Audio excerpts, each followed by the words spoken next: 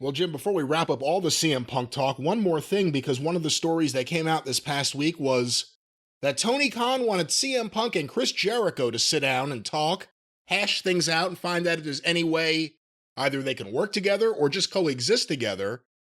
Let me get your thoughts on this initial story.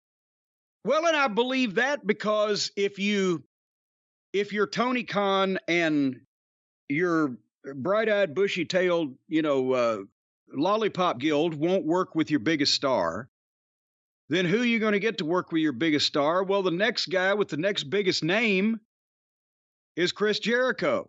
So maybe there's some attraction there, pay-per-view match, Punk, Jericho. But as you'll recall, there's been some ill will between them as well.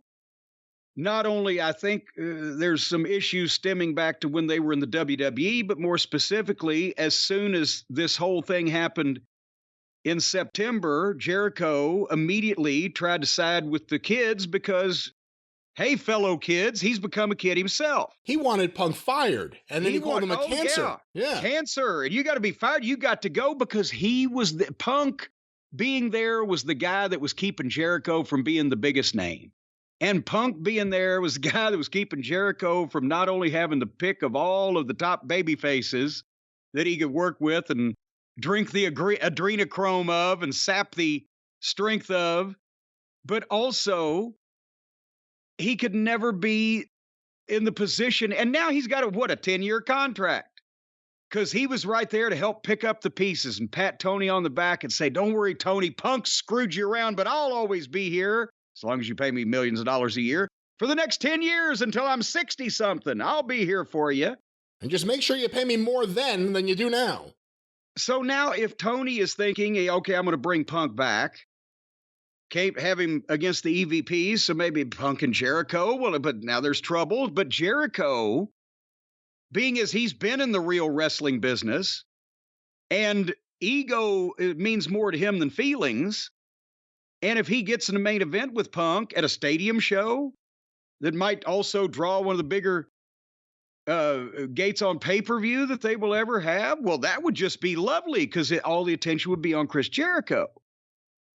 And, so he will be, I'm sure, Jericho more than happy to cross his fingers, put him behind his back, and say, oh, I never meant anything, and come to me, my melancholy baby, and give me a hug, and let's go make money. And I'm sure he'll be willing to, because with him, it's more about ego and also taking care of that 10-year contract at this point than it is the other fucking clown's ego where they don't want to be involved with the guy. Jericho, in his mind, thinks he can hang with Punk, and he can be as big a star as Punk.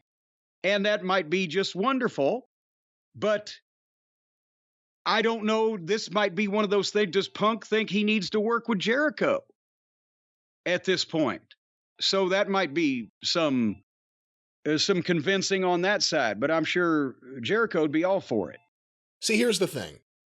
Jericho has been a major problem in any program that he works with anyone who is young or coming off a period where they're really hot, the fans are really into them. Jericho has a track record over and over again of sapping everything that they had going for them. It's just gone. By the end of it, you're not even dealing with Jericho. You're dealing with Jake Hager and his fucking hat. Yeah. He can't pull that shit with CM Punk. And I've been saying it the last few weeks. Chris Jericho, if he didn't control his own creative, there's something to be done there. And to be very honest, if you need someone in that company to be on the mic, if you're going to do something where it's CM Punk playing on all this, it's CM Punk versus the locker room or CM Punk versus the people there who don't like him. And you can't ignore it. You have to play into that. Jericho will be better on the mic than the Bucks and Omega at delivering the argument against Punk. As long as he doesn't get silly, as long as it doesn't turn into a skit this week and a skit next week. And I don't think that would happen with CM Punk.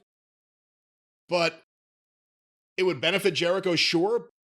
But when you really look at the big picture, it may, as long as Jericho's not in charge of the booking, it may be the best thing.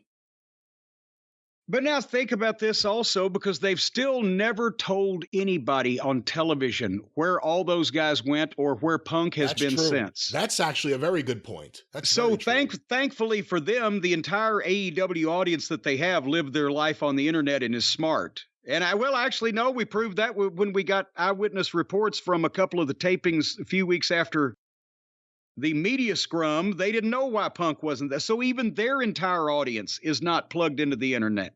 Yeah, they still have his merch. His merch is still being sold. But yeah, of course, because, he's a star and they sell his merchandise. He's under contract. He's getting some of that money too. But they would only have to do a very elemental storytelling session to bring the shoot that happened to the rest of the world, and they could make some money on that. Punk and Jericho haven't had a shoot yet.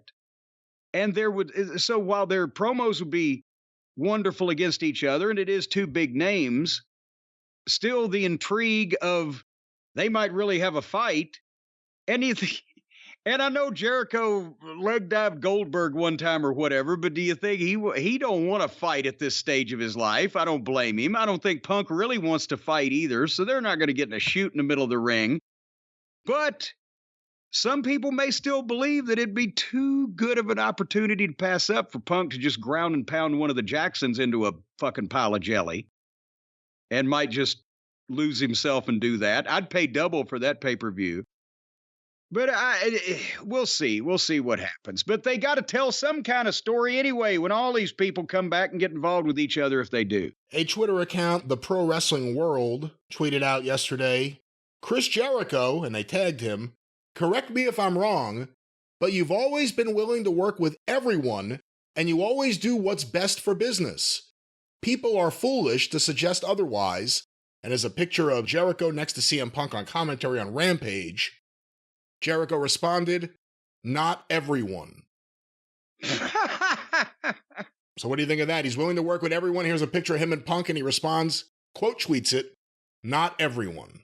Well, yeah, because he's not sure that he'll be able to talk all the involved parties into putting this together, and he doesn't want to make people think that it's going to happen until it's going to happen, and then he wants people to think that it's his idea and he wants it.